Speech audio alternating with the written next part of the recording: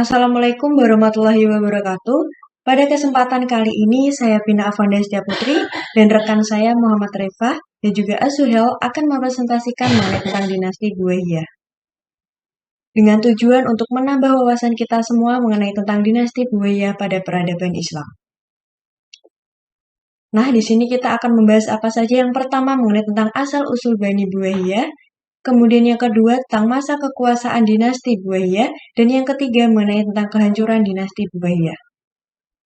Kita langsung ke topik pembahasan yang pertama, yaitu mengenai tentang asal-usul Bani Buwayyah.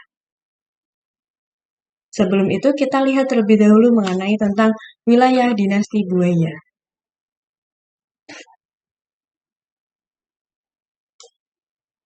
Dinasti Buwayyah ini merupakan dinasti paling kuat dan luas wilayahnya, jika kita membandingkan dengan dinasti-dinasti lain yang muncul selama Dailami Interlude. Nah, dinasti ini muncul pada abad ke-10 sebelum datangnya dinasti Seljuk. Baik, kita langsung membahas mengenai tentang asal-usul Bani Buwayyah. Bani Buwayyah ini mulai dikenal dalam sejarah adalah pada awal abad ke-4 Hijriah. Bani Buwayyah ini yang kemudian memegang kekuasaan di dalam Daulah Abbasiyah pada mulanya berasal dari 3 orang bersaudara.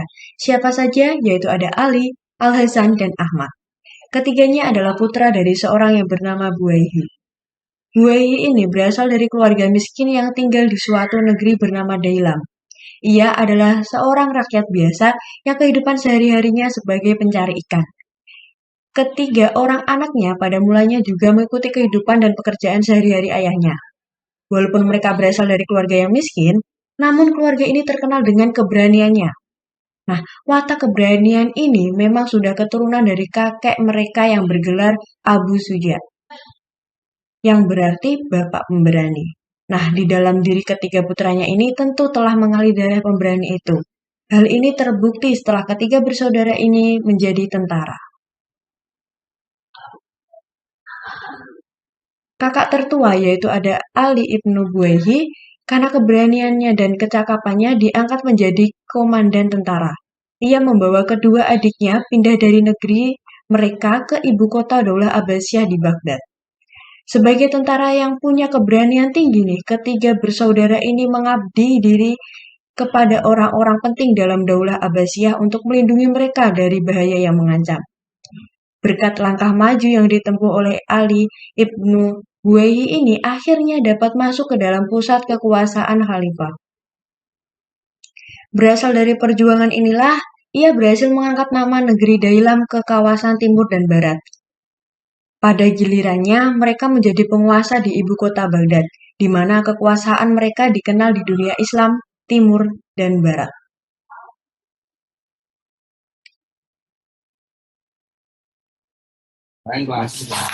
Masa kekuasaan Bani Buwayyah. Pembentukan dinasti Bani Buwayyah.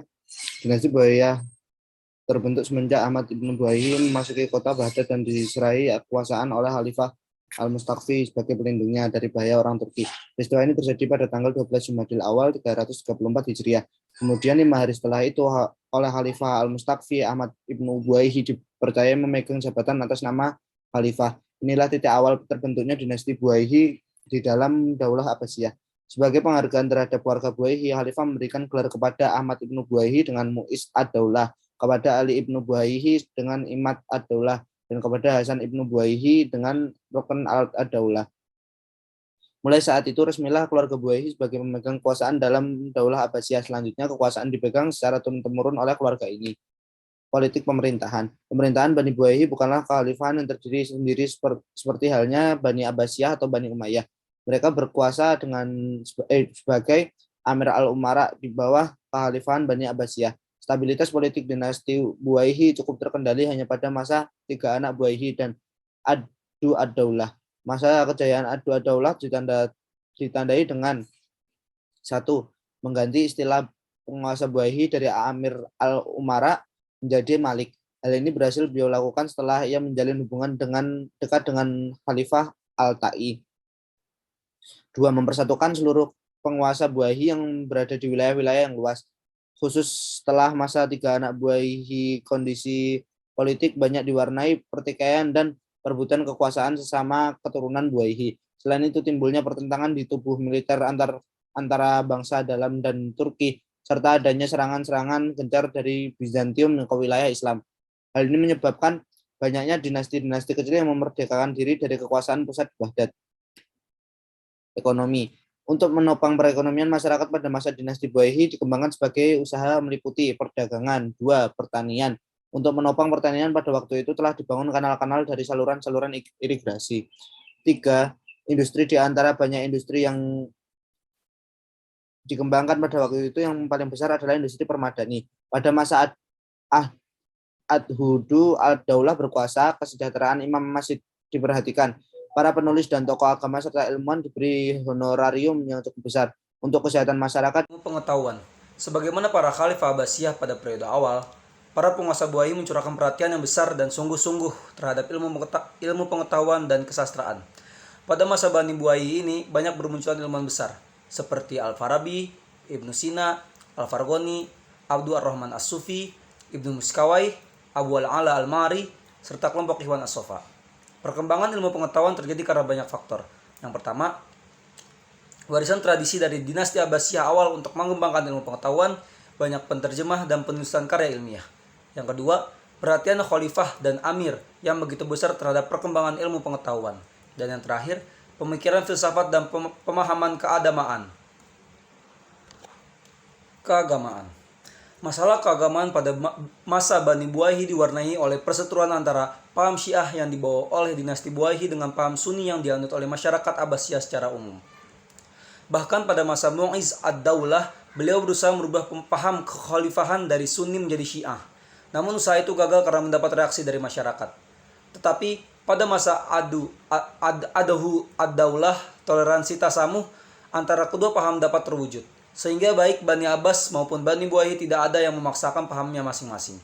Keduanya berjalan secara serasi dan harmonis. Hanya saja pada masa Baha ad-Daulah sempat terjadi insiden berdarah antara kaum Sunni dan Syiah. Bangunan publik. Kemajuan di masa Bani Buayhi semakin tampak jelas dengan dibangunnya masjid-masjid, rumah sakit, kanal-kanal, dan bangunan umum lainnya. Salah satunya adalah Dar al-Mamlakah yang terdapat di kota Baghdad. Bab ketiga, kehancuran dinasti Buayhi. Peperangan antara Baha, Syaraf, dan saudara ketiga mereka, Samsam ad-Daulah, juga pertikaian antar anggota-anggota kerajaan untuk menentukan penerus mereka, serta fakta bahwa Buayhi berkecenderungan Syiah, sehingga sangat dibenci oleh orang-orang Baghdad yang Sunni, menjadi sebab-sebab penting bagi keruntuhan dinasti Buayhi. Pada tahun 1055, Raja Saljuk yang bernama Toghril Beg memasuki Baghdad dan mengakhiri riwayat kekuasaan Buayhi. Raja yang terakhir dari dinasti ini di Irak yang bernama Al-Malik Al-Rahim pada tahun 1048 sampai 1055, mengakhiri hidupnya dalam kurungan.